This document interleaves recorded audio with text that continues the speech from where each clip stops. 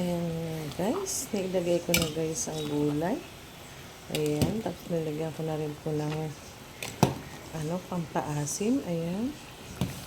At nailagay ko na rin po yung siling haba. Ayan. Luto na ang aking sinigang na buto-buto ng pork.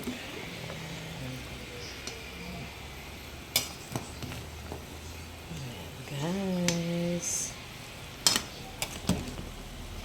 yan yung sinigang. Yan sa aming ulam ngayon. Ayan. Ito na. Kain na tayo guys. Ayan yung sinigang na buto-buto. Guys, thank you for watching guys, and magandang gabi sa inyo lahat. Bye guys, see you next video.